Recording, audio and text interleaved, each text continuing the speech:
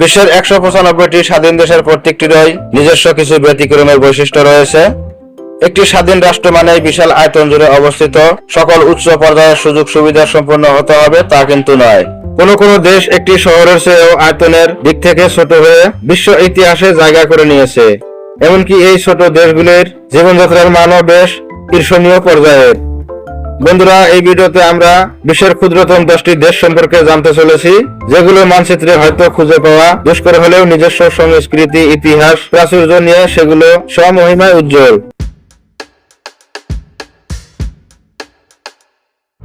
Vatican City. Vatican City আয়তনে 110 acre. Vatican City ইতালির Rome শহরের ভিতরে অবস্থিত স্বাধীন একটি রাষ্ট্র। দেশটির আয়তন হচ্ছে 110 বর্গ কিলোমিটার।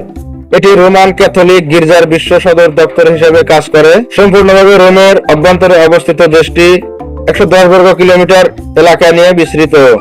দেশের জনসংখ্যা 1000 জন। আয়তন ও জনসংখ্যার বিবেচনায় বিশ্বের সবচেয়ে ছোট দেশ এটি।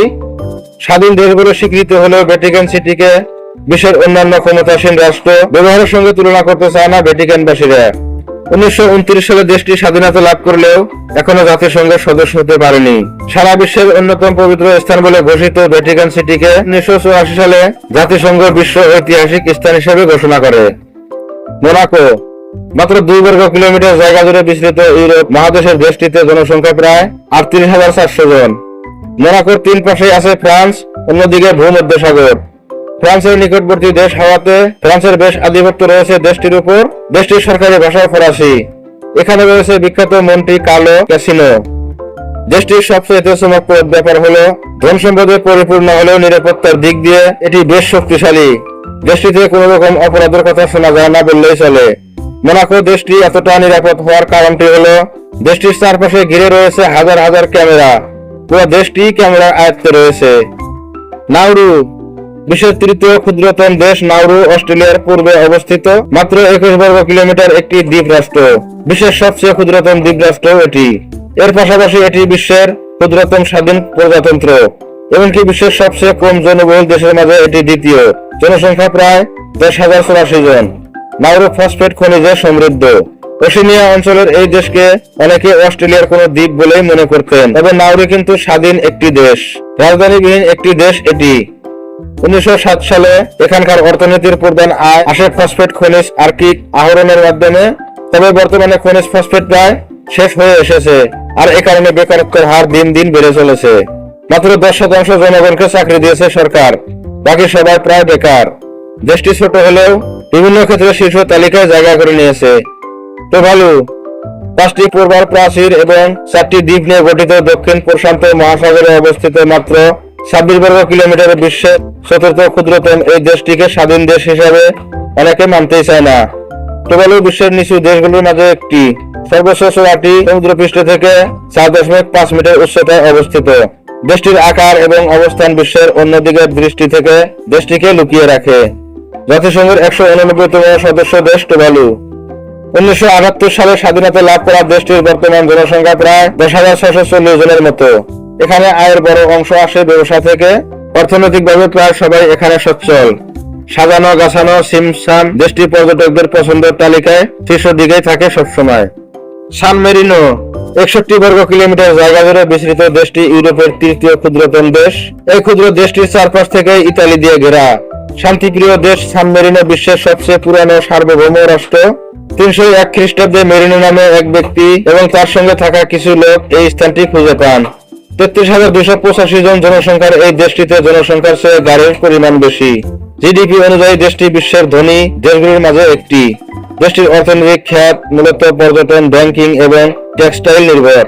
সান মেরিনোর মাউন্ট টিটানো পর্যটকদের মুগ্ধ করে। এটি একটি স্থলবেষ্টিত দেশ। লিখটেনস্টাইন।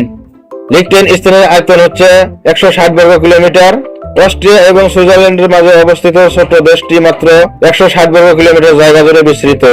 সমগ্র বিশ্বের একমাত্র দেশ যেটি পুরোটাই আল্পসের উপর অবস্থিত। মাত্র 37,340 জন লোকের জনসংখ্যার এই দেশটি আকারে ছোট হওয়া সত্ত্বেও বিশ্বের সর্বোচ্চ জিডিপি রয়েছে এখানে। বেকারত্বের হার প্রায় নাই বললেই চলে। বেকারত্বের হার মাত্র 1.5%। দেশটির বেশিরভাগ এলাকা পাহাড়। বসবাসের সমতল ভূমি খুবই কম। পাহাড়ে ছোট ছোট শহর গড়ে তোলা হয়েছে। প্রচুর আলপাইন গাছ রয়েছে এখানে। Martial island. মার্শাল আইল্যান্ড মাত্র 181 বর্গ কিলোমিটারে দেশটি প্রশান্ত মহাসাগরে অবস্থিত একটি দ্বীপপুঞ্জ। হাজার খানিক দ্বীপ নিয়ে গড়ে ওঠা দেশটির মাত্র 24টি দ্বীপ বসবাসের উপযোগী। 53,066 জন জনসংখ্যার এই দেশে আমেরিকার রোশানেল শিকার হয়েছে বহুবার। 1946 সাল থেকেই 1958 সাল পর্যন্ত আমেরিকা 68 বার পারমাণবিক পরীক্ষা চালায় এই দ্বীপে। 1983 সালে ক্যাপাট ফ্রি অ্যাসোসিয়েশন চুক্তির মাধ্যমে মার্শাল দ্বীপপুঞ্জকে একটি সার্বভৌম জাতি হিসেবে স্বীকৃতি প্রদান করা হয়। দেশটির মুদ্রা হিসেবেও আমেরিকান ডলার ব্যবহার করা হয়।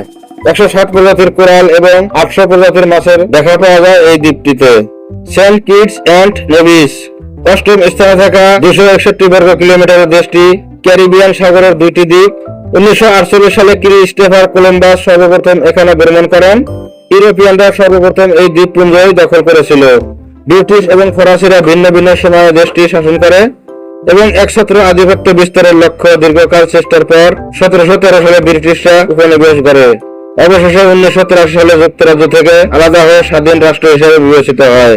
মানচিত্রের দিকে তাকালে দেখা যায় যে সেন্ট কিটস এবং নেভিস পশ্চিম গোলার্ধের একেধারে কোনায় অবস্থিত। ছোট এই দেশের জনসংখ্যা প্রায় 54,821 জন। দেশটির অর্থনীতির বুনিয়াদ হিসাবে তাদের অল্প পরিসরে নিজস্ব উপাদান ব্যবস্থা বা কারখানা রয়েছে।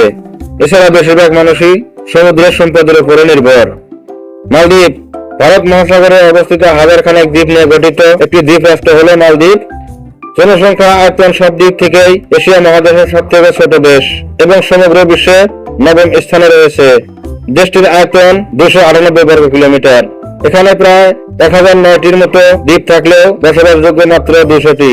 দ্বীপটিতে জনসংখ্যা প্রায় 4,27,756 জন। ছবির মতো অপূর্ব সুন্দর এই দেশটির আয়তন মাত্র 298 বর্গ কিলোমিটার। খ্রিস্টপূর্ব 5ম থেকে মালদ্বীপ অধিষ্ঠিত হয়। মালদ্বীপ বিশ্বের সবচেয়ে নিচু দেশ। সমুদ্রপৃষ্ঠ থেকে মালদ্বীপের সর্বোচ্চ উচ্চতা মাত্র 2 মিটার এবং গড় উচ্চতা 1.5 মিটার। জলবায়ু পরিবর্তনের কারণে সমুদ্রপৃষ্ঠের উচ্চতা বৃদ্ধিতে মালদ্বীপের পুরোপুরি তলিয়ে যাওয়ার আশঙ্কা রয়েছে। তবুও পর্যটক আকর্ষণের জন্য যেন পসরা সাজিয়ে বসে আছে দেশটি। প্রতি বছর এখানকার সাদা বালির সমুদ্র সৈকতের টানে বের করেন লাখো লাখো পর্যটকেরা। এমনকি সার্ক ভুক্ত দেশগুলোর মধ্যে মালদ্বীপের মাথাপিছু আয় সবচেয়ে বেশি। মাল্টা। মাল্টা আয়তনের দিক থেকে 10 নম্বরে থাকা রিপাবলিক অফ মাল্টা মূলত ভূমধ্যসাগরে অবস্থিত 7টি দ্বীপ নিয়ে গঠিত। এই দ্বীপ 3টি মাল্টার সবচেয়ে বড় দ্বীপ হিসেবে পরিচিত। 316 বর্গ কিলোমিটার আয়তনের ক্ষুদ্র দেশটিতে জনসংখ্যার পরিমাণ প্রায় 4.5 লক্ষ বা দেশটিতে বিশ্বের ঘনবসতিপূর্ণ দেশগুলোর মাঝে একটিতে পরিণত করেছে। ছোট হলেও দেশটির ঐতিহাসিক এবং সাংস্কৃতিক তাৎপর্য রয়েছে যথেষ্ট। পাওলা শহরে অবস্থিত প্রাগৈতিহাসিক স্থাপনাগুলোর মাঝে অন্যতম হাইপোজিয়াম, যা 5000 বছর পুরানো। এছাড়াও 7টি প্রাগৈতিহাসিক মন্দির রয়েছে।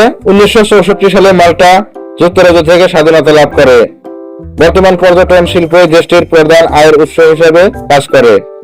বন্ধুরা, এই ছিল পৃথিবীর 10টি ছোট দেশ।